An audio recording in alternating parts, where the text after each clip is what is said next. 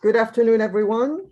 My name is Anna Marie Spatteroo, and as the Vice President for Programs for the Faculty Women's Club, it is my privilege to welcome all of you to the first virtual meeting of the 21-22 academic year.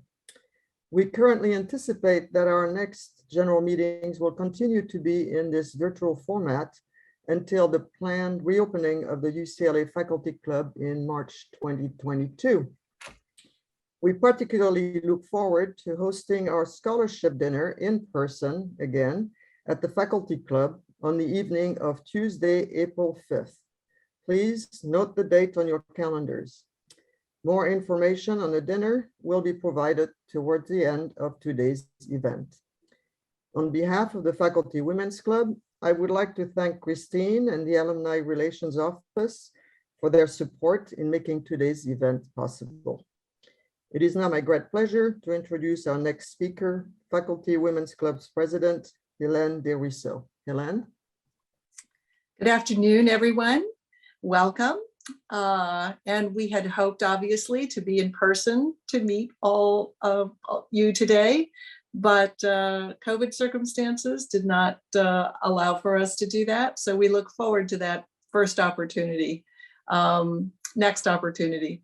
Today, we are delighted to honor Professor Mary Nichols as our Woman of Distinction and Rochelle Caballero as our outstanding member.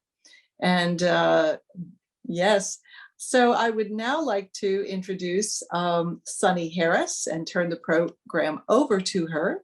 So she will introduce Rochelle. Hi, everyone. I am delighted to be the one asked to introduce Rochelle Caballero at this meeting. And you can all look at her.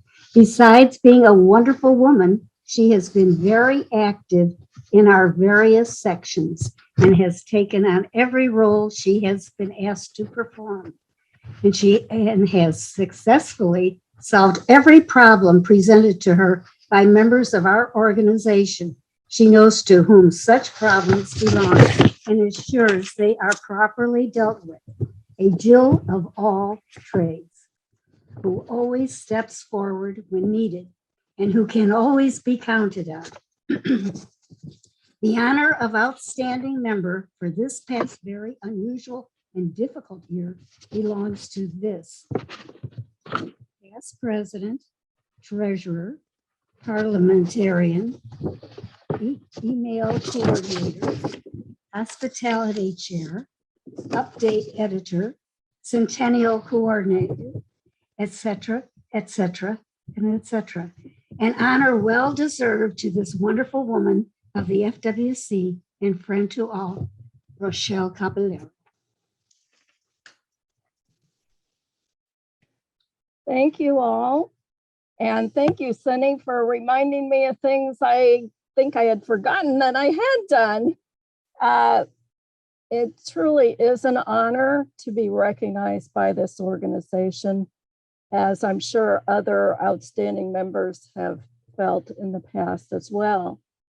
And I know Sunny nominated me at one time, and I know Helen Nefkins was part of that nomination, and then Phyllis Amboss. And of course, I owe a lot to Marjorie Freelander, who always tells me, of course we can do things, especially on play reading, when I think, oh my goodness, the world is coming apart. So I'd like to show you all the award if it shows up here in front of me. Whoops, there it goes.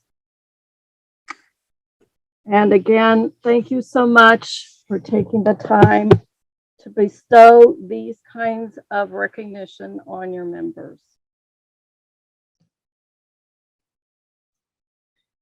Thank you, Rochelle, for your years of service, and congratulations on receiving the Outstanding Member Award. Our next speaker will be Mary Ann Sherritt, who, as member of the past president's panel, will introduce the 2021 Woman of Distinction honoree, Dr. Mary Nichols. Mary Ann? Well, I have to say, Ms. Nichols, that this is such an honor for me. And I'm supposed to go through all the things that you have done over your, well, we won't mention the number of years since you graduated. I'm a senior to you, so I know the feeling. But I will say that Mary Nichols was on the Air Resources Board not once, but twice, and serving now.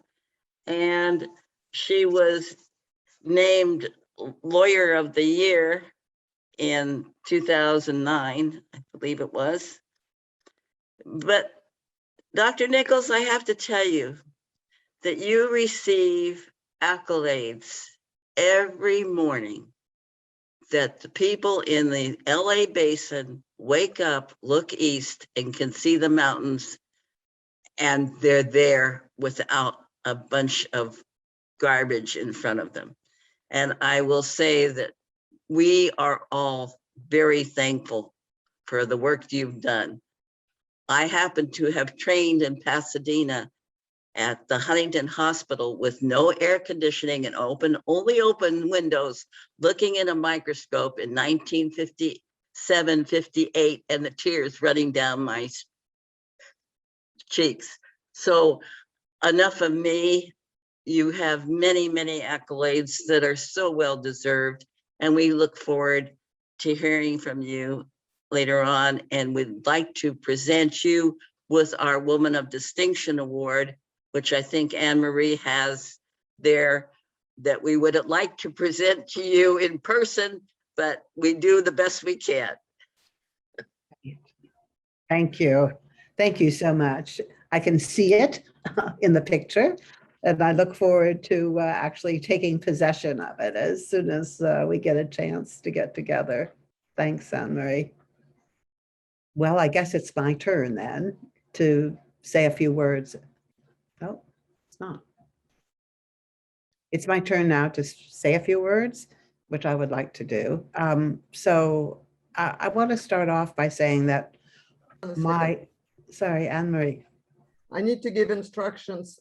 First, yeah, thank you. It's going to be your time to speak, Mary, but before I need to give instructions on the Q&A period. So what we would like you to do is let Mary do her comments or remarks uninterrupted. If you have questions, she has agreed to take some questions before she goes to our next event later tonight. She's in Washington, D.C. for dinner and joining us from there. So if you have any questions, please use the chat function during her remarks, and then I will look at the questions and we'll try to answer as many as we can after the comments. So go ahead, Mary. Super, thank you. No, I appreciate that. I much prefer to have a conversation than to just listen to the sound of my own voice speaking. So, but I did want to share a few comments with this particular group, because I know it consists of women who've been active in a number of different fields and professions and affiliated with UCLA. So I want to say a few words about climate change and air pollution and the work that we're doing. First of all, I am affiliated with the Emmett Climate Law Center at the UCLA Law School. I am a lawyer and I hold an appointment there, which I actually received a number of years ago when I first came to UCLA to be the director of the Institute of the Environment and Sustainability, which is a freestanding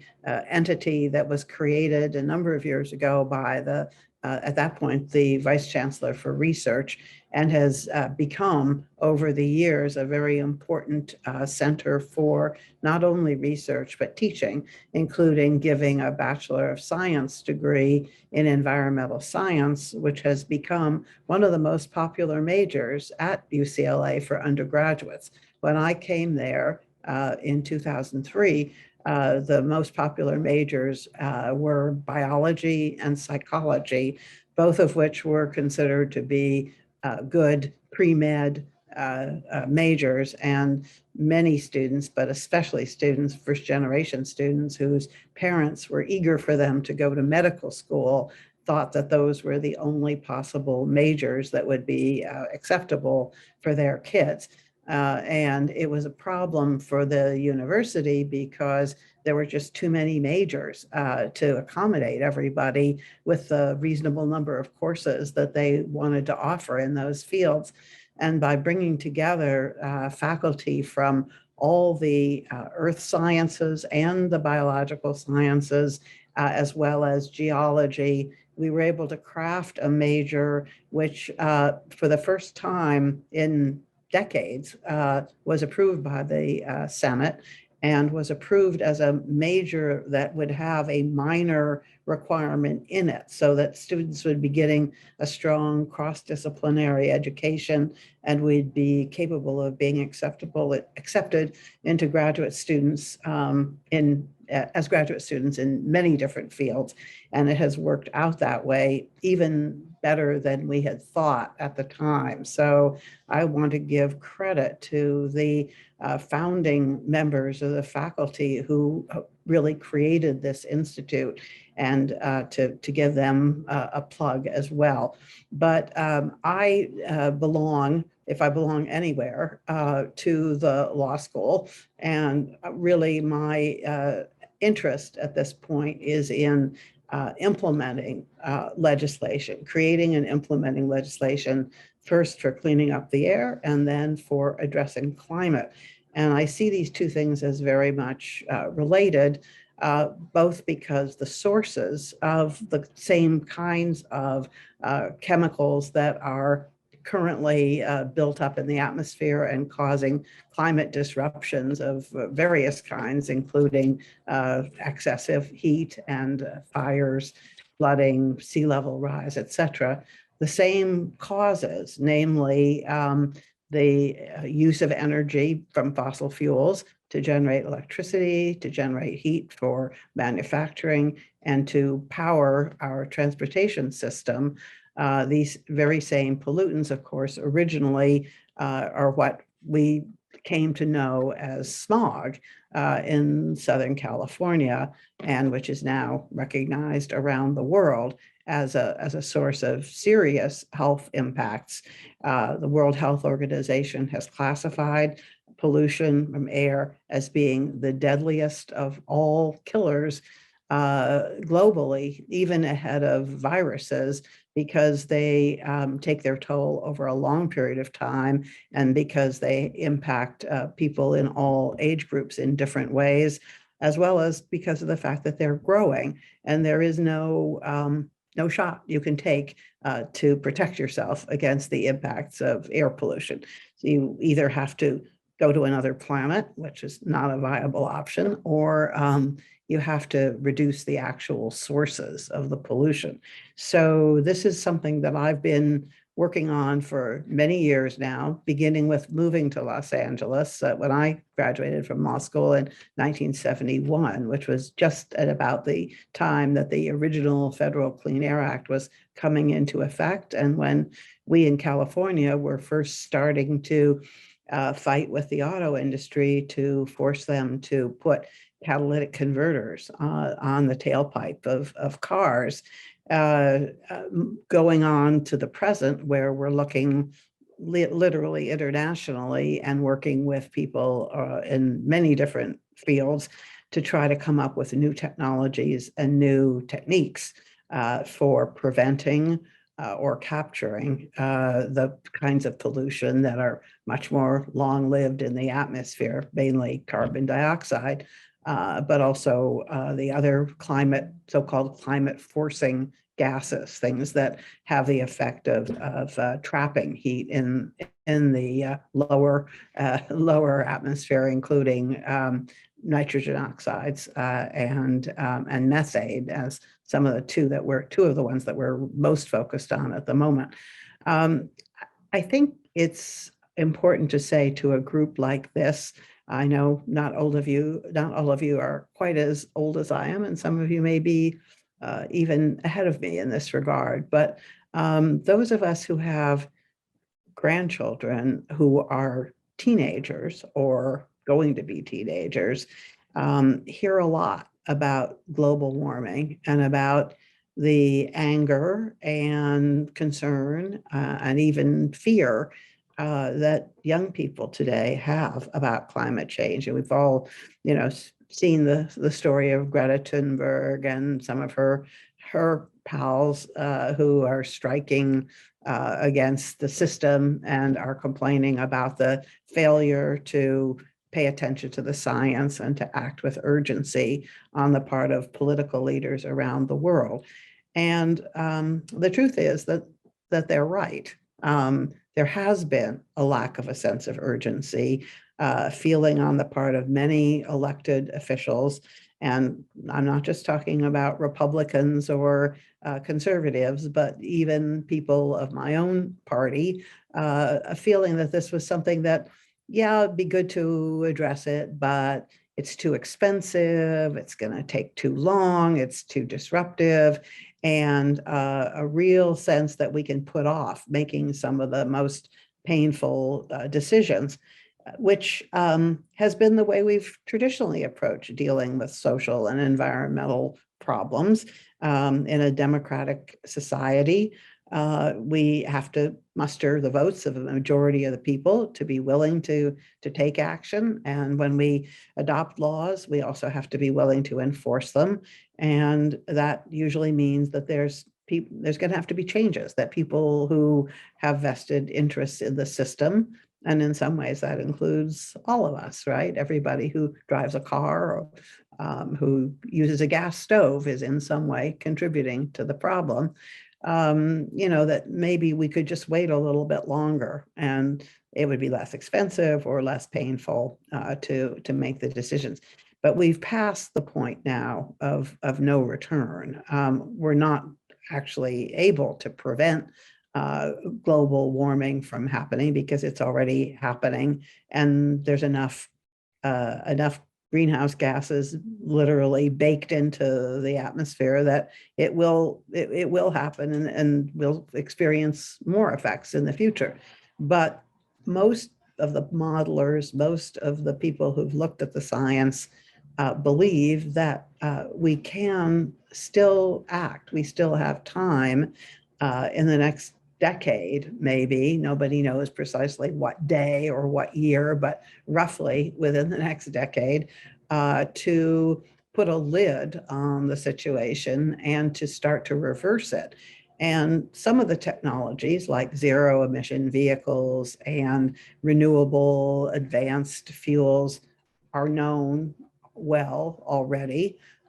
Some are not, or they're things that we find unacceptable for other reasons. For example, there's a lot of talk about capturing carbon from the atmosphere and converting it to products that are useful, like cement, or about natural solutions like saving carbon in the land and in the soils and in plants, all of which are technically feasible, but currently very difficult to implement, either because they require change on the part of so many people, or because the technologies are barely demonstrated and not really, at this point, no one can see exactly how to make them viable.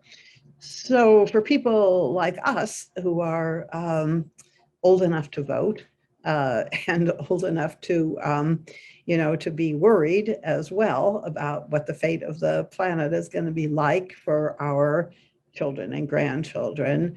There's a serious danger, I think, of becoming either too optimistic that somehow the problem will just take care of itself and, they, whoever they are, will come up with a solution, or becoming so pessimistic that we find we're just throwing up our hands in despair. And believe me, both of those reactions are reasonable. There's, you can find a rational reason for taking both of those positions. But I want to encourage us as a group of educated women and people who are active, as demonstrated by the fact that you've come to this meeting, to try to look for a way to push for rapid solutions and for support for developing those solutions quickly, and determination to take it on.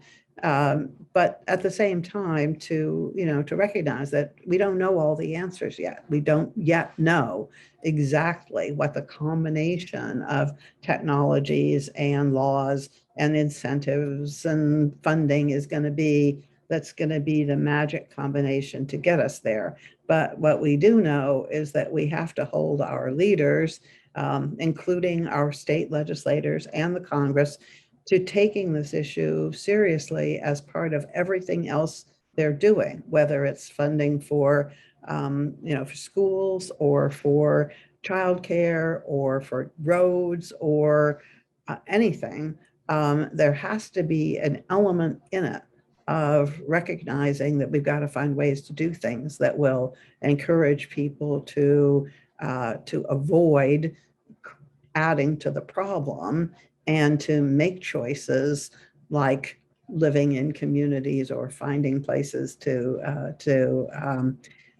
finding recreational opportunities that involve not using the same kinds of fuels that we've used and burned in the past, looking for ways not to use anything that's single plastic or single anything, not to waste raw materials. These all sound like simplistic solutions, but they all play a role, and we have to keep looking for better solutions, testing the ones we think may work. And this is going to be the work of not just our lifetimes, but the lifetimes of those who come after us into the future.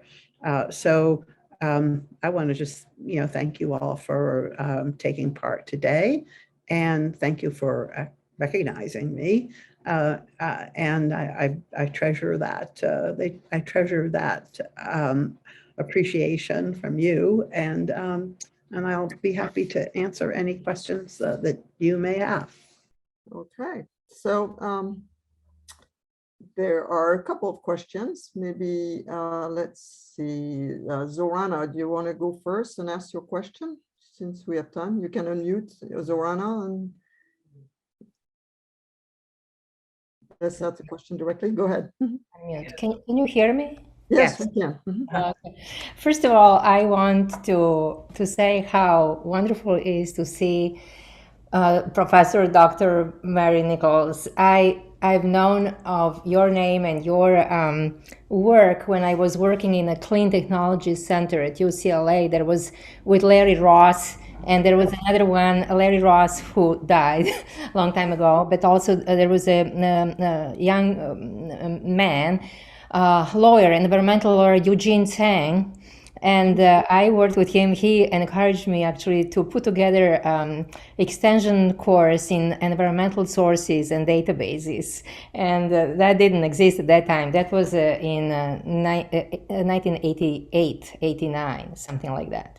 Anyhow, so it was wonderful to see you. But the question that I had, since Biden's administrator, came in March 2021, just recently, 5-6 months ago, I'm just curious to find out,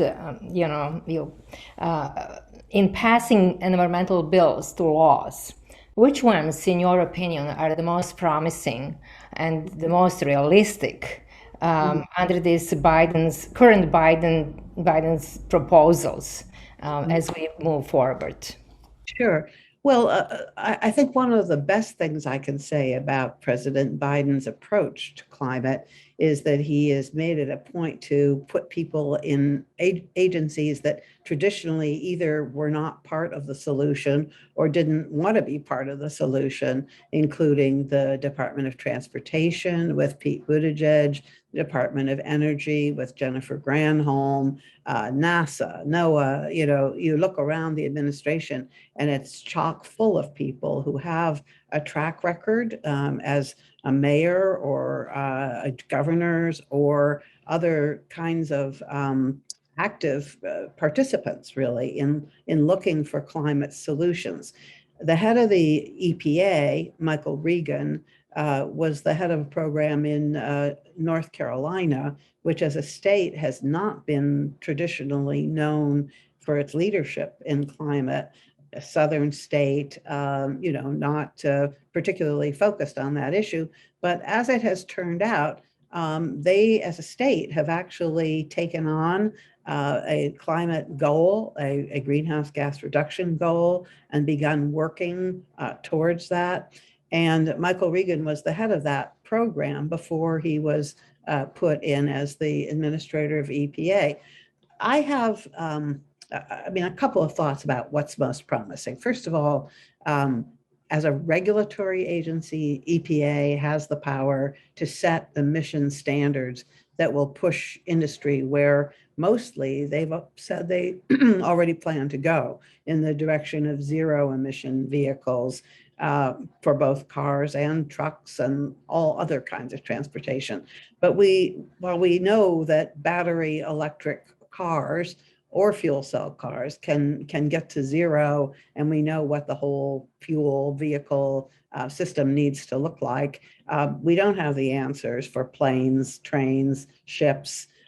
We have strong possibilities, but not yet really viable solutions. So this is where the whole issue of implementation comes in, because you can't just set a goal. You have to really use all the levers of public and private sectors to get to where you want to go.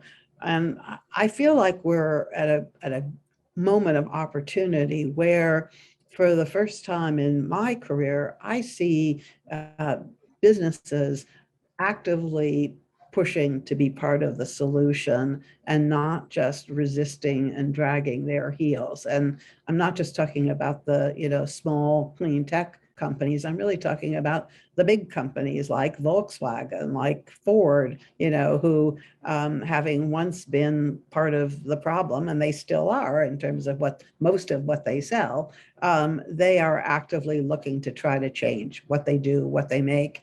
And I think it's important that we, those of us who have been in the public sphere, are trying to find all the ways we can to move them further, faster. I hope that answers your question. All right, now Patty Nagy had a couple of questions. Can you help Patty unmute?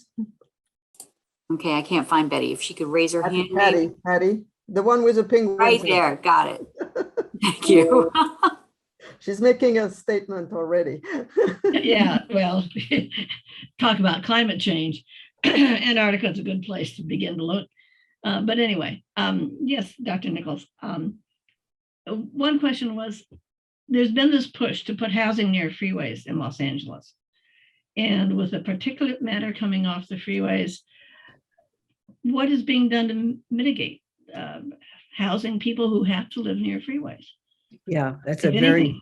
a very good question, is the land use question, because a lot of the problems that we face from a health perspective come from this urban congestion and the fact that we've made some poor choices in terms of pushing development out into further and further into the countryside, which then also destroys some of our natural systems, which are part of what we need to actually be absorbing pollution instead of contributing to the problem. So it was, very much a progressive policy to try to push more housing into center city areas and create density.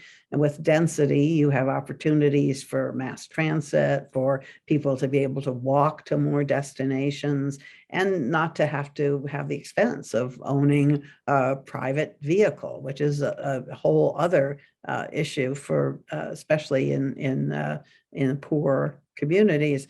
So the first and most important thing to do is to clean up the vehicles themselves, so that people aren't being exposed to as much pollution when they walk by or live near a freeway. Secondly, there's a lot that can be done with filtration of systems so that people don't have to live in completely enclosed capsules. which in turn also tend to then make the buildings be a source of pollution, but where you can actually bring air in and clean it. And, you know, that costs money and it uses some electricity, but we have some pretty good examples of buildings that are healthier buildings.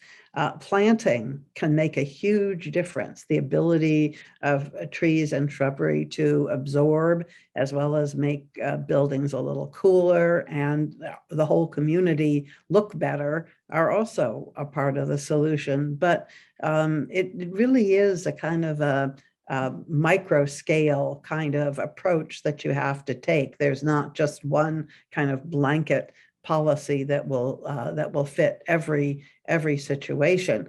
First and foremost, though, in my opinion, has to be to turn over the fleet as quickly as possible, so we're just not forcing people to have to cope with all of this pollution in the first place. All right.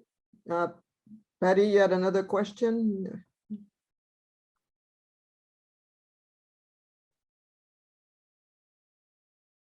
Christine, can you? There we go. Got it.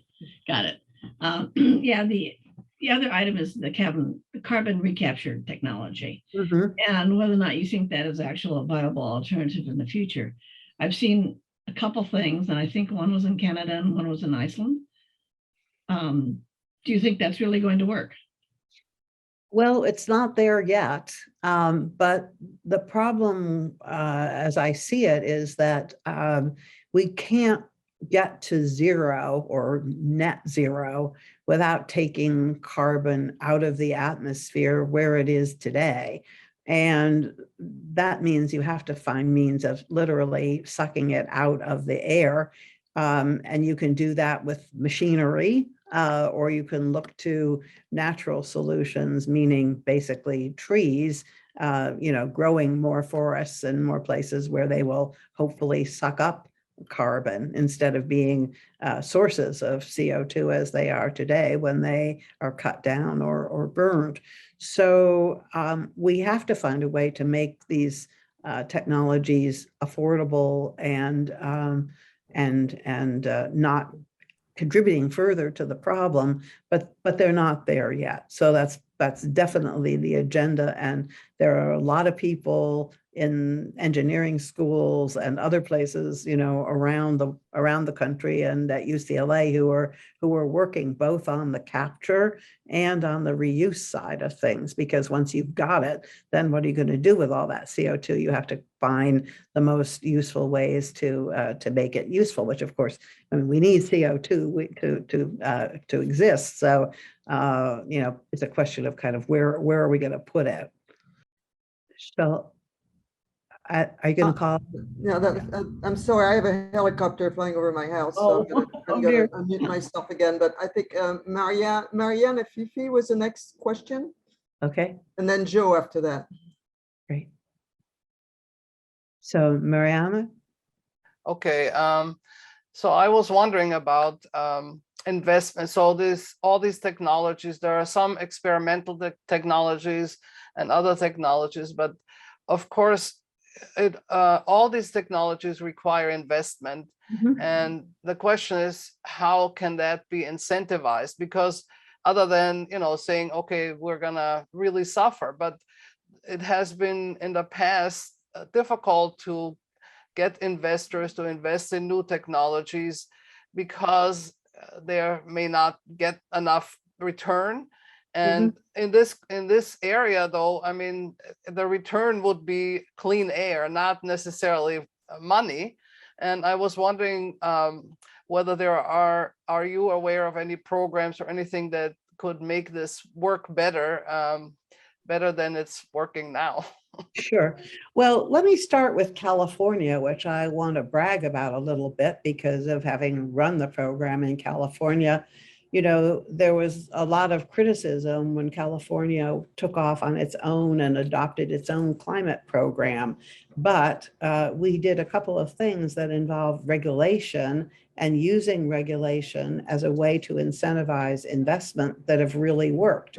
So with a cap and trade program, we put a regulatory legal cap on the amount of emissions that large facilities like refineries, like power plants could emit, and then allowed the companies to choose how they were going to meet those limits or pay very severe penalties.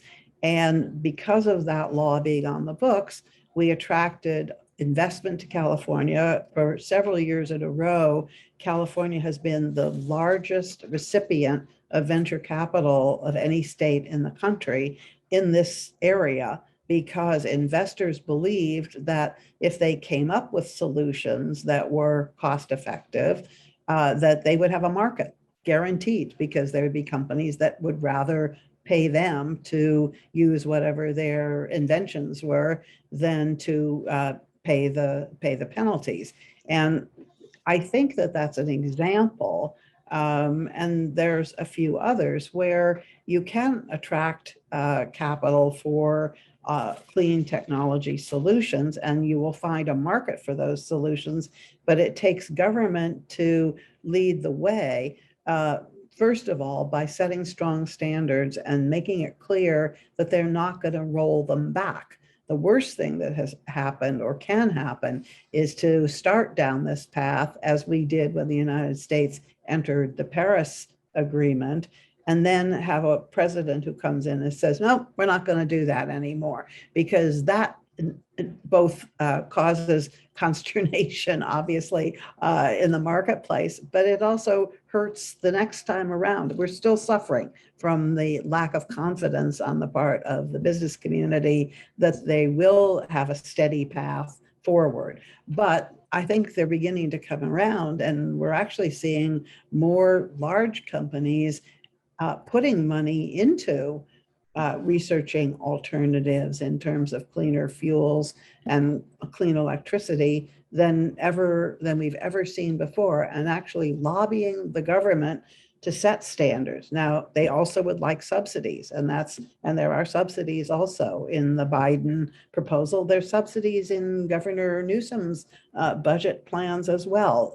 This latest budget that they're working on now has money in it from the surplus that the state managed to acquire that will directly go to bringing down the cost of electric vehicles, for example, and incentivizing not just poorer, more middle and lower income people to buy electric vehicles, but also fleet owners who are buying trucks to start investing in zero emission delivery vehicles, school buses, for example. All of those things are going to receive money from the taxpayers of the state of California, but having the money, the governor and the legislature have decided that that's what they want to do. So it takes sort of both of those, in my opinion, both standards, regulations, strong goals, and predictability, determination to stay the course. Okay. My concern is that a large part of the problem seems to be in other countries that have had wonderful big rainforests and are the government is allowing, and companies are going ahead and clearing rainforests either for the timber or that they want to grow something like coffee. And it has to be considered in the big picture, but I'd love to hear your comments about how one can deal with both the governments and the big companies who are despoiling so much of the natural world in other countries, because the US and the so-called richer countries aren't going to be able to just subsidize the other countries ad infinitum. Well, it's funny. I'm so glad you mentioned that topic, because I just was in a meeting this morning with some foundation people who have been doing work on this topic. and who are going to be going to Glasgow to try to make some progress on it as well. So there's no question that we're well behind what we've been able to accomplish with technology when it comes to figuring out how to save carbon that exists today, stored in forests and land, and to prevent much worse things from happening in terms of deforestation in the future. One of the problems has been, as you point out, that we meaning the US or California can't tell other countries what to do. And another is that somehow you've got to be able to come up with investment funds to keep land as it is, or come up with better management practices than the people who are on the ground there are using today. And that in turn has in part been caused by the fact that there's been much less agreement about how to measure the actual carbon and what the policy should be to try to protect it.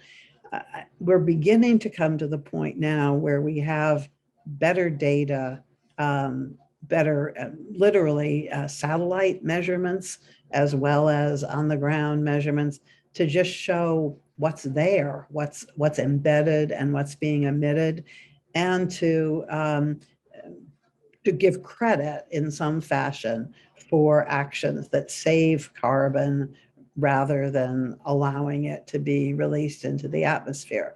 But then how you come up with the money to incentivize people to do the right thing still involves working with local people to get their consent, because if you can't get the state or the federal government to really step up and be part of the solution, as well as the landowners or the individuals who are the farmers or the tribes that live in these forests, you don't have all the pieces that you need to come up with an effective solution. It's not impossible to come up with a system for doing that, but there's a bad history, without a doubt, of companies that have tried to buy credits and use them when they didn't really exist, or not to enforce existing laws that were on the books, or as in the case of Brazil, where we have, leaders that were trying to actually cut down the forest to get a quick profit, rather than looking at them as a potential asset or being part of the global solution. I don't think there's a quick, easy answer to this, but I definitely think it has to be addressed, and the international community really has to step up, because it's pretty clear that we can't get to the levels of pollution reduction that we need without forests and natural lands being a part of the solution. So I believe, Anne-Marie, am I the next?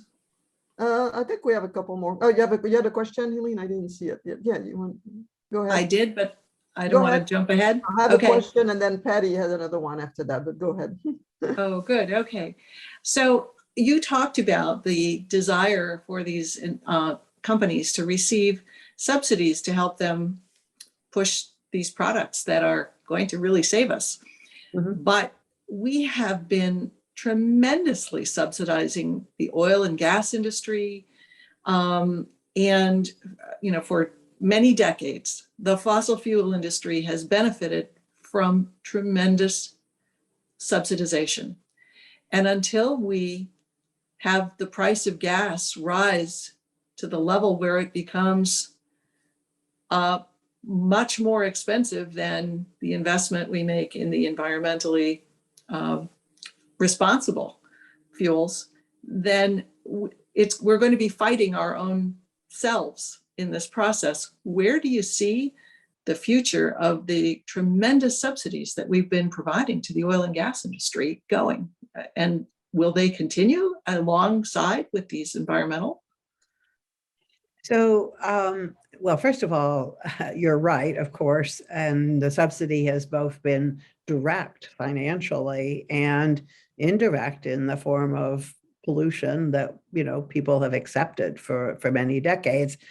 I would have to say, not as a defender of the industry, but just as a matter of fact, the proliferation of petroleum fuels around the globe also has led to improvements in standard of living for many people, and the creation of all kinds of products, which maybe we don't need, but I noticed that in the recent and still around pandemic, one of the first things that happened was suddenly there was a huge demand for plastics in hospitals and medical offices and other places because people didn't want to be at risk from exposure to the virus, and so they found that the easiest way to protect themselves was using things that are made out of plastic materials. So it's a little more complicated than just the evil oil and gas industry that hooked us on their product, because we got hooked in a big way as a civilization as well. But having said that, of course, having been subsidized all these years, nobody wants to give up on that. And what the industry is saying now is, look, we're willing to change. We're willing to use our ingenuity and our resources, which are considerable, to work on alternatives like zero emission fuels, but we have to have a higher price for on carbon. And although I don't think they're always sincere about this, I think we should call their bluff in terms of the price on carbon. I think we need to put a tax, whether you call it a cap and trade program, or you call it a fee, you call it a tax, whatever it is, you still end up in the same place, that there has to be a price on carbon. That is the hardest thing to get through any elected body, because it means, looking at the sources of their campaign contributions in the face and saying, you're not going to keep doing what you've been doing. And that's painful, but it's going to have to happen one way or another. Yes, I was just wondering what you thought about the Earthshot Prize, which was, I believe, delivered over the weekend, and whether or not it's going to really be changing any attitudes about the climate change.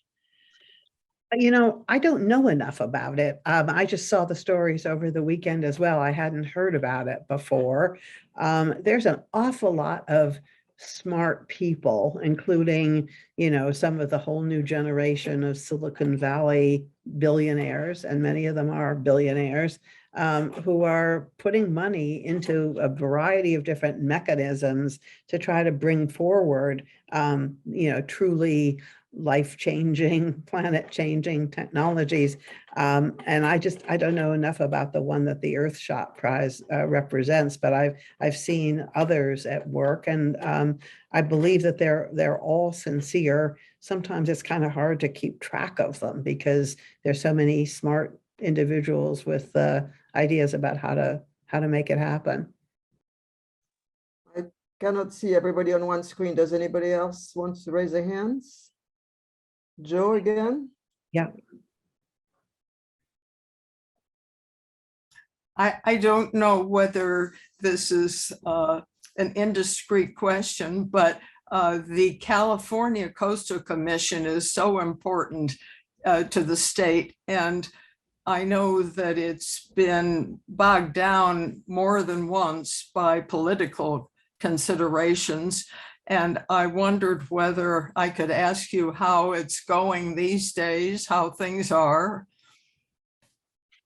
Well, from what I can see, I was once actually ex officio a member of the Coastal Commission, and when I was in the Natural Resources Agency in the Gray Davis administration, so I had an opportunity to look at it up close. It is in many ways the most political of all the state agencies because of the way it was created with appointees coming from, both the governor and the Speaker of the Assembly and the Senate.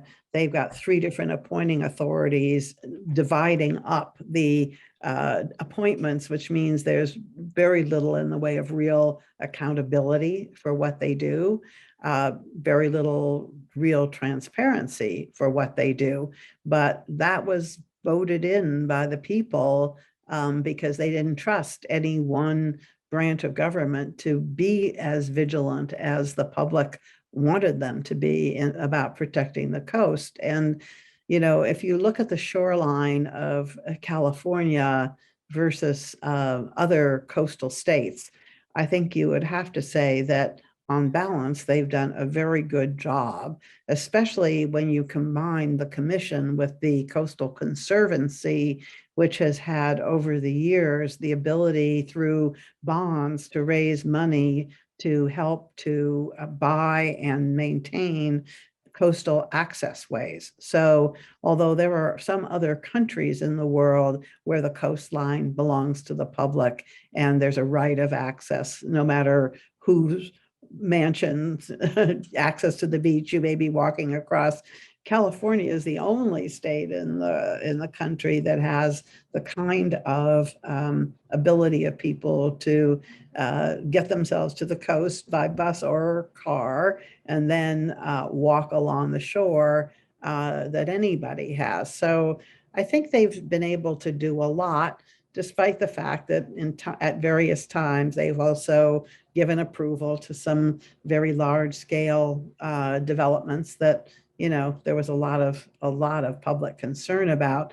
The thing that I think is most challenging right now, though, is that our coastline, especially in Southern California, is changing so rapidly because of sea level rise and the lack of sand being replenished on the beaches. And so taking a more comprehensive look at what the future of that coastline is going to be and how to protect it is an urgent task, which I know that within the State Resources Agency and the Ocean Research, there's an ocean research office within the Resources Agency. I'm blanking on its name, but it was set up as a partnership between the state and other agencies.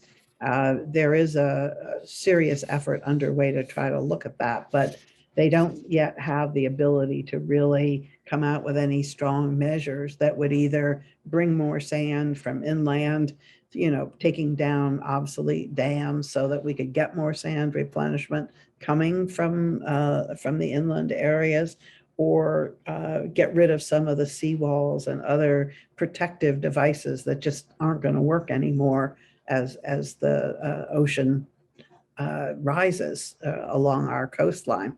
It's a huge problem, but I think the Coastal Commission is not the major source of the problem at this point. It's sort of, there's a lot of people who ought to be coming together to come up with a stronger program.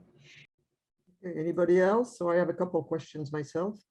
I think we're almost out of time too. Yeah, I think I don't want to take too much of your time, so maybe I'll ask the final question.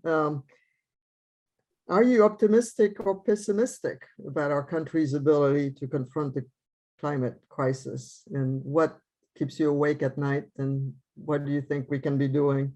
What can people do that don't have institutional power to make a change besides dropping plastic bottles and driving an electric car?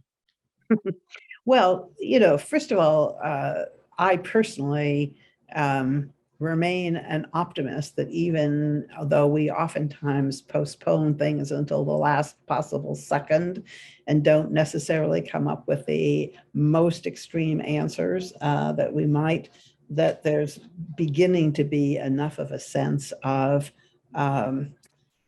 not just concern, but real serious recognition of how bad climate change is going to be for us as well as for others around the world, that we will be able to see much stronger action over the next few years than we have been in the past. And of course, as a Californian, having helped to develop a program, which is going to be one of the models that people look to and already is in many other states, and seeing that state governments around the country are also beginning to step up and develop their own strong climate plans, that makes me feel optimistic that that we may be able to take action before it's too late. I don't expect I'll be around in 2050 to see how well we did, but I hope that I'll know within the next couple of years if we're really beginning to turn the tide. And like I said, I think this is not just about the US, and someone else asked this question as well. I mean, the rest of the world wants to grow and develop and have higher quality standards of living, and they're not going to be able to do it the same way we did, or we will certainly fail. So figuring out how we can get other countries to develop in ways that are cleaner and more climate friendly than we did is also going to be the challenge of a lifetime for the next generation and generations beyond it. I worry, of course, about whether that will really be able to happen. But overall, I guess I believe that we can do it, and therefore somehow or another we'll find a way to do it. Well, But everybody here has to play a part. That's all I can say. And I don't, people, I don't sort of want to give people thoughts. Go ahead. But I was just going to say, I mean, there are some, there's some good resources out there.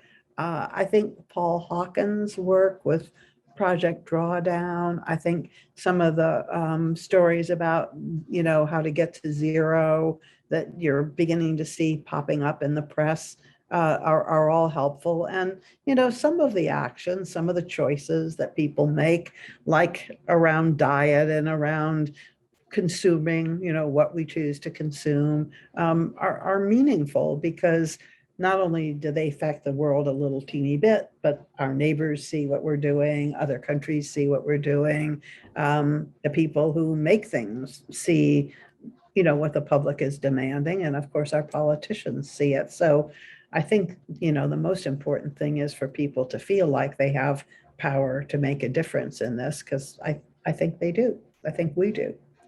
Good. Well, I think it's about time. Oh, we have one. Do you have time for one more question? Last one? And I do, yeah. all I'll right. take. Christine, can you unmute Sonny?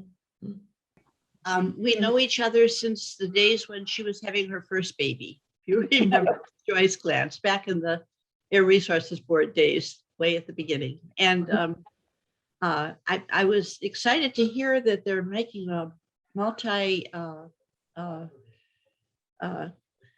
do you call it?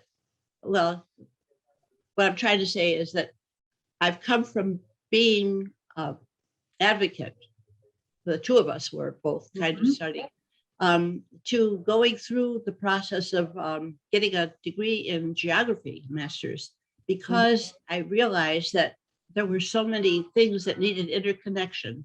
And I want to thank you so much for just sticking with that horrendous job we had of acid in the air to being able to breathe again. And I really, really think it has so much to do with what you've done and how you've never given up. You've always had such a wonderful attitude toward working toward a solution toward a problem. And it seems that you still are. And thank you. Without saying much more, I just want to say thank you. And it's so nice to see you again. Thank you.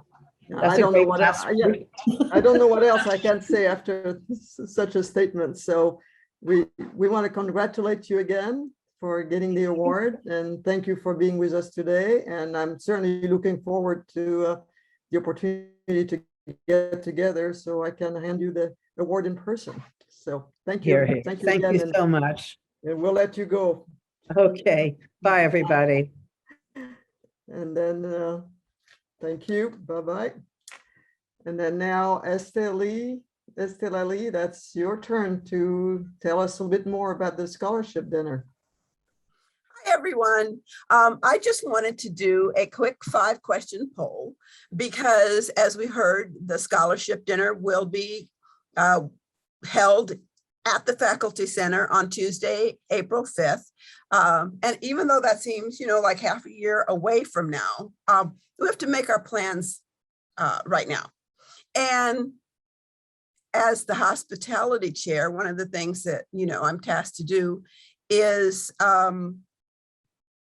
try to figure out what our menu is going to be. But seriously, no one wants to give me that much authority in their lives because who knows what crazy decisions I might come up with. So I thought that it would be fun to take this poll, understanding that this is just going to give sort of an idea of what people like and don't like. It's not going to actually determine what selections we're going to make.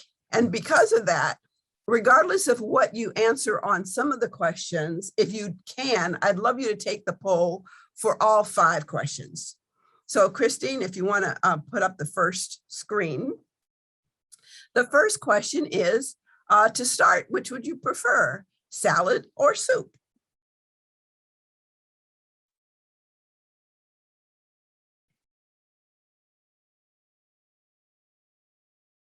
And when it looks like we finished that, we can look at our results.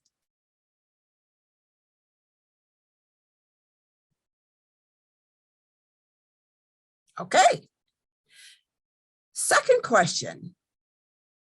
Let's pretend that we serve soup. Which one would you prefer? Butternut squash, classic chicken and vegetable, gazpacho, lentil with roasted garlic and rosemary, or roasted plum tomato? And once again, when we're done voting, we can look at our results. All right. All right. And then the next question that we're going to ask is, for your main course, would you prefer a salad or pasta?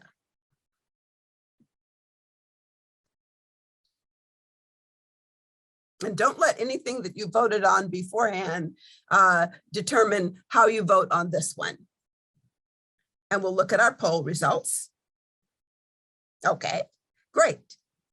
And next question is, if we were looking at a salad main course, which one would you prefer?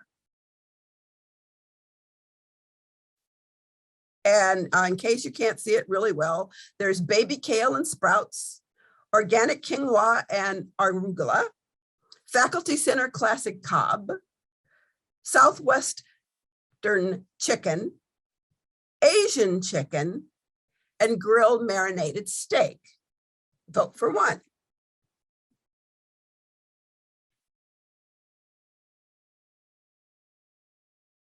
And once again, we'll look at our results. Okay, excellent. And then our last poll question is pasta as a main dish, which would you prefer? And we have 4-cheese ravioli, Mediterranean vegetable lasagna, roasted butternut squash ravioli, chicken fettuccine, or rigatoni with sausage. Once again, cast your vote.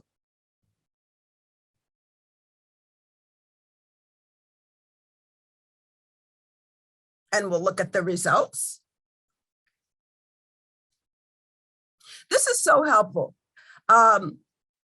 Christine is going to be able to archive these results for me, so we'll look at them a little bit later, and we will use that to make a decision so that we can offer a few options for people for their main course based on all of the results put together. And this is also just a way for us to get a little bit reinvigorated and excited about the scholarship reception that is going to come, because it'll be here before we know it. And it's going to be such an amazing evening. And we want everybody to mark your calendars and be prepared to show up to the Faculty Center just as it's reopening because it is our home away from home. And thank you so much. Well, thank you. That was fun, actually. So we'll be all pleasantly surprised with what you decide to give us in a few months. So it's very, very fun. Thank you for putting that together with Christine. So we're a little bit ahead of schedule, but Helene is going to make some remarks. And I don't know if you want to stick around, have a little social, or just we'd be done with it. Helene? Good. Just briefly, I want to say we look forward to seeing you all on November 16th at 1:30 for our second general meeting. We have a wonderful set of speakers planned for that event and hope you will join us. And thank you all for being with us today. For those of you who missed some of our program today, or if you know someone who was not able to join, we appreciate that the recording of this event will be available on the Alumni Association YouTube channel. And soon we will be sending out a link to all of our members so that you may look at that program if you want to even go back and hear again some of the answers to some of the important questions that Mary Nichols shared with us today. I encourage you to do so. But we'll definitely put that in the next update, and so everyone can be able to avail themselves of that. And so thank you all for coming today. We'll see you November 16th.